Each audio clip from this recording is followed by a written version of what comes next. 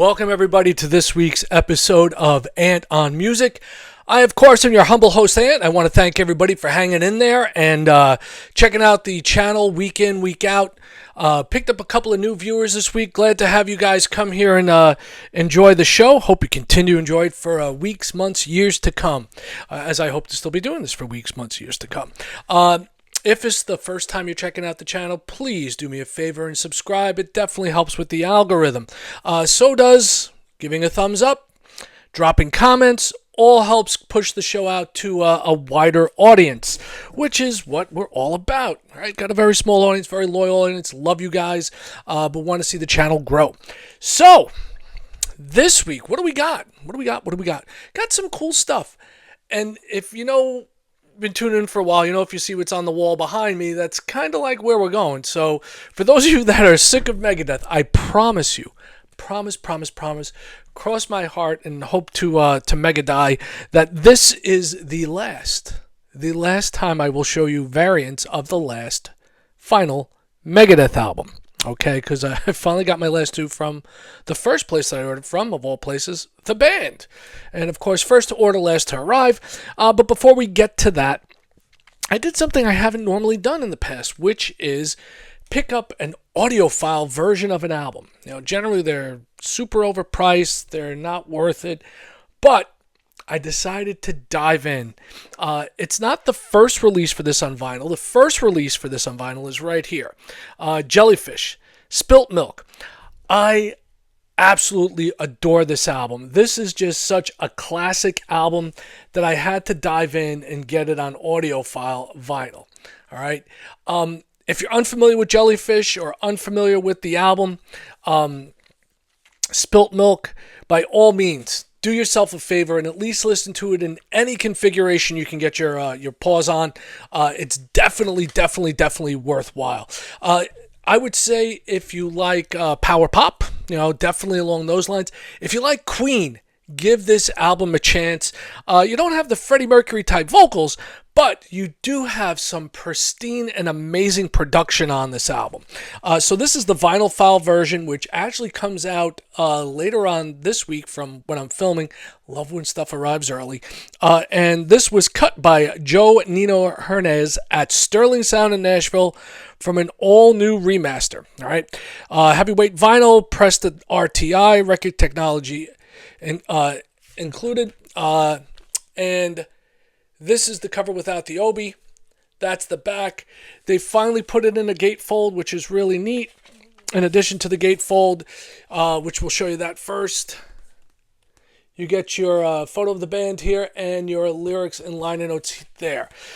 They did put the albums in archival sleeves, which is really nice. And the cool thing about this, I'll show you the final side, is that they put in an etching from Roger Manning, all right? And it says, Jellyfish fans, thanks for listening. It can't help be a brighter day. Signed Roger, and there is like a little cartoon of Roger on a skateboard there, a little stick figure.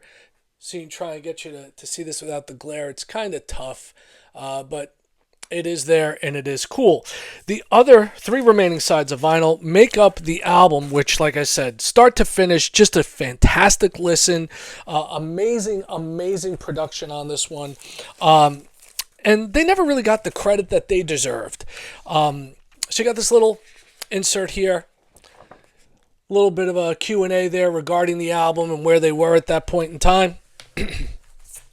And, you know, on the album, it starts off with Hush, which is a really good song. Then the single, Joining a Fan Club, which is very cool. Sabrina, Paste, and Play-Doh. Right there, that's Sabrina, apparently. Then we've got the New Mistake, Gluttonous Sympathy, which is a great tune. Another single, The Ghost at Number 1, which is a really great tune from them. Bye Bye Bye. No, not Bye Bye Bye that you're thinking of, which is In Sync, I believe. But their song Bye Bye Bye, which predates that by a decade. And then for me, my favorite part of the album is right here. It's All Is Forgiven, which is this really cool, song that builds and builds and builds. And this is, I think, where my mind goes when it thinks of like Queen. You've got this really cool production techniques going on, and it just keeps adding and expanding and getting broader and broader. And then it comes to a crashing end, and it becomes this acoustic ballad, Russian Hill, basically about sitting around reading the papers on a Sunday morning. Just so friggin' cool. For that alone, for that 30 seconds from where it goes from All Is Forgiven into Russian Hill, for me, is worth the price of the album alone. Then you got He's My Best Friend, Too Much, Too Little, Too Late, and Brighter Day, which of course is why Roger put that on the fourth side of the album. So you have all that. Very cool album. If you're unfamiliar with Jellyfish, check them out. Like I said, couldn't recommend it more if I tried.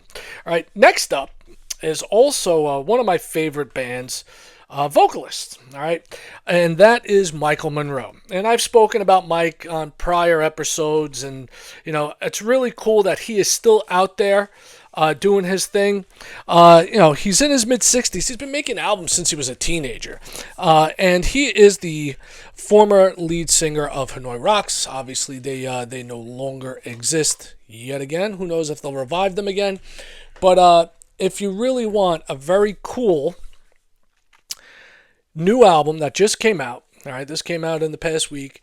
This is it, Outerstellar. If you like your rock and roll, dirty, gritty, a little bit of funky, this is it. It is straight up a modern day Michael Monroe classic. It kicks off with Rockin' Horse, which is a great tune. And if you notice, you have the eyeball here, which is the current cover. And this is from previous release, right up here. And then it goes into a song called Shinola, which, of course, if you know the saying, that's the chorus, you don't know, from Shinola.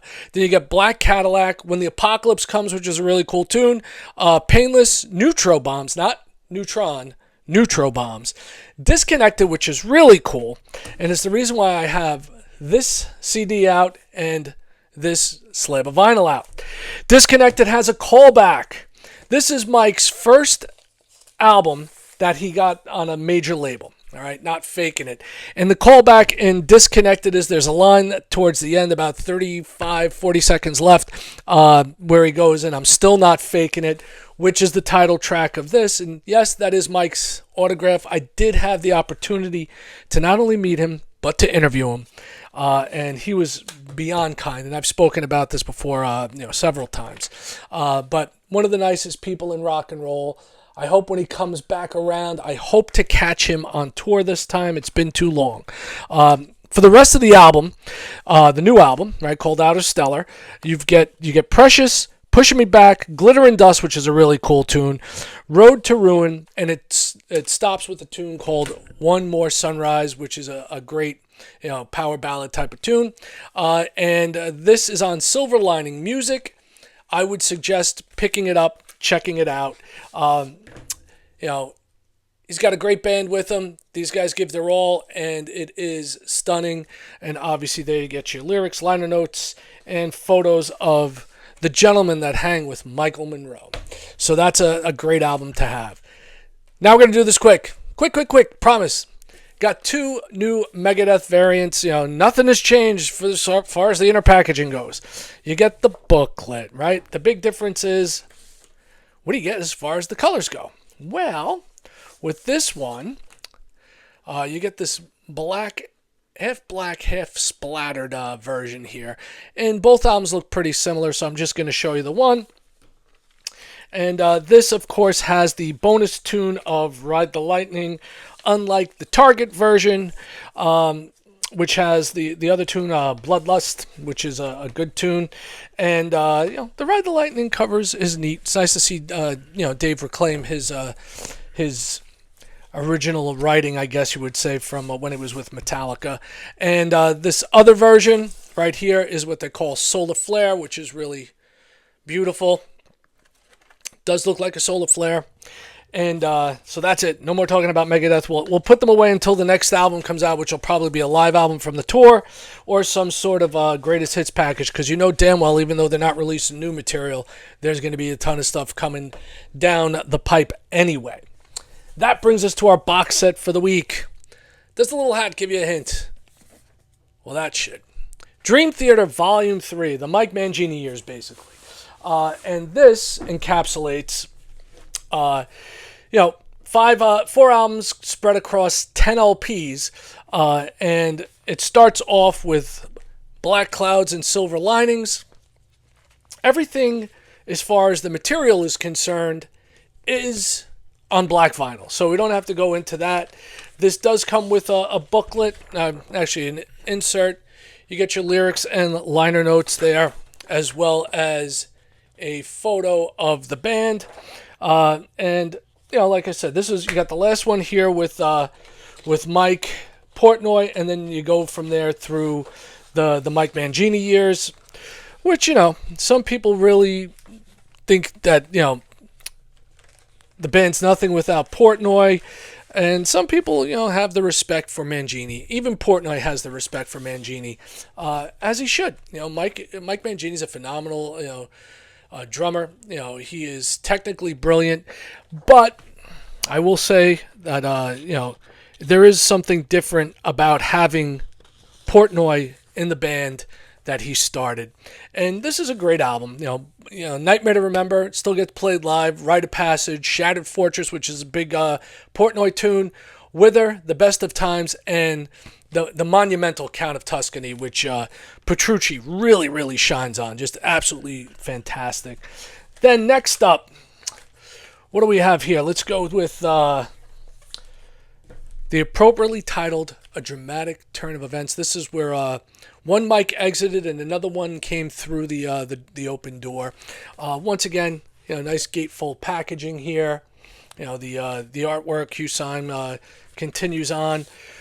Get our inserts, lyrics, liner notes, photo of the band, and there is another one, I believe, in here as well. No, just the one. Nope, I am right. There is another one. So once again, you get that. I think this was the only time that I saw them on tour with Mangini, was when they did a dramatic tour of events. I saw them at the Beacon in New York City. Show was good. Stage show was good. They were solid. I do remember James having some vocal issues, but that's typical of someone that sings with the power that he sings for years and years and years. And this one, you got On the Backs of Angels, Build Me Up, Break Me Down, Lost But Not Forgotten. This is a Life, which I do dig. Bridges in the Sky, Outcry, Far From Heaven, Breaking All Illusions, and Beneath the Surface. So then we continue on with the Mangini years, and we have the self-titled Dream Theater album with the hummingbird and the gentleman with the tattoo on the back of his skull there.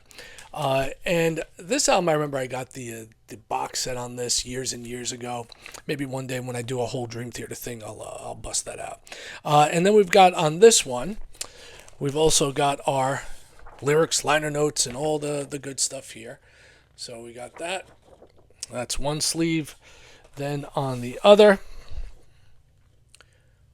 we have that, and this one we get the False Awakening Suite, the Enigma Machine, the Bigger Picture, Behind the Veil, Surrender to Reason, Along the Ride, and then Illumination Theory. And it does, this was produced by John himself, John Petrucci, and it is a good album. Like I said, you get the big difference of opinion of, do people love it, do people hate it? This is not the best album in the Dream Theater catalog, but far from the worst. Now, that I will say. Next, we got the two-part series, which, in my opinion, I'm not going to sugarcoat it. This is the Astonishing. You get some different looks at the artwork here than what were in the original packaging.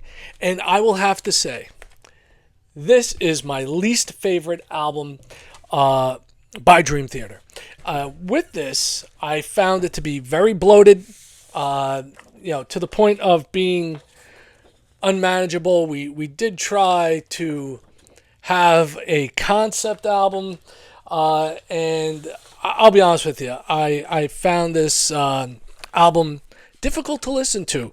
It could have used somebody in the skill set of being able to tell the band, can we cut that out? Can we shorten that? We needed a better production on this album, and it meanders. It definitely is all over the place for me. Even for prog, a little bit too whittly tiddly diddly for me. It's like I said, could have used some severe editing, but it's not without its charms. There are some cool tracks on here. Did it need to be, in this case, 4 sides of vinyl? Absolutely not. Definitely not. It could have gone, my mind, it could have been, I don't know, maybe 2 slabs, as opposed to 4. I mean, it's long. It's a long listen, and it, not an easy listen in my estimation. I don't know anybody that truly loves this album. I was very happy that, they ended up bringing Portnoy back, but it is what it is. You get the Descent of the Nomax, Dystopian Overture, Gift of Music, The Answer, A Better Life, which is cool, Lord Nefarious, A Savior in the Square, When Your Time Has Come is also not bad, The Hovering Sojourn, 3 Days, Brother Can You Hear Me, A Life Left Behind, Ravenskill, Chosen, Attempting to Offer, Digital Discord. It's long. I mean, you've got boatloads of tracks. And it's in acts. It's crazy. Then you've got the X Aspects, New Beginning, The Road to Revolution, 2025, Entract, Moment of Betrayal, Heaven's Cove, Begin Again. God forbid Begin Again. It's long enough. The Path That Divides, Machine Chatter, The Walking Shadow, My Last Farewell, which it's not because it continues on. Losing Faith, Whispers on the Wind, Hymn of a Thousand Voices, Our New World, Power Diane, and The Astonishing, which... in a lot of circles, it was referred to as the astonishingly long, the astonishingly bad, but that was that. So Volume 3 of Dream Theater's 3-volume set so far of box sets via the Rhino Records group, which, like I said, very happy to have it in my collection. I have all 3 now, which is awesome. There is new live Dream Theater coming out in a few weeks, and that is with Mr. Michael Portnoy, which I will definitely be showcasing and showing you guys when that comes out.